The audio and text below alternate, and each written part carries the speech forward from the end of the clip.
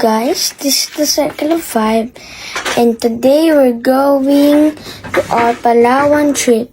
So let's get started. Hello mga umi! In this video, share namin ang aming naging Palawan trip. 5 AM pa lang, lumarga na kami dahil Friday na yung araw na yan baka ma-traffic sa daan. So, maaga na din po kaming umalis ng bahay para sure na di kami maiwanan ng eroplano.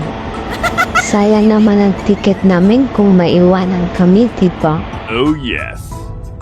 Pagdating namin ng airport ay naghanap muna kami na magpaparkingan kay Everest dahil magiging park and fly nga po ang mangyayari. Cebu Pacific nga po pala ang nakuha naming airline since sa kanila lang naman po kami nakatipid ng konting lang naman. As in, konting-konti lang. Hello guys, at the airport,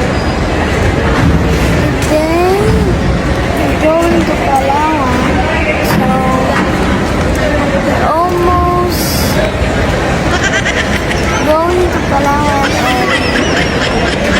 and this is a good fun. Let's get started. Nasa boarding gate na nga kami yan, waiting sa aming eroplanong narentahan going to Palawan. Medyo na traffic lang daw po kasi sabi nung pilotong nakausap ko. Just kidding.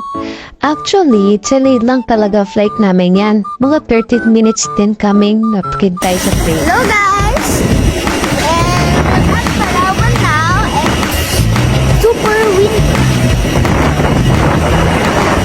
So, we're waiting for Mamsi and Popsy. We're waiting for Mamsi and Popsy. Ang hali nga pala nung dumating kami ng Puerto Princesa International Airport and sakto naghihintay na din sa airport yung ginantahan namin sa sakyan for 7 weeks.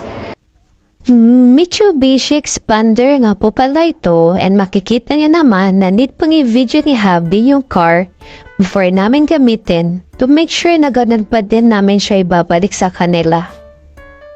After there, sa may airport, numeratso na kami sa aming narentahang bahay sa may Camellia Home sa may Barangay Bangkaw. Mga 15 minutes away lang yan from airport, so inang kembot lang, nasa bahay na kami. Thank you nga po pala kay Ma'am Ses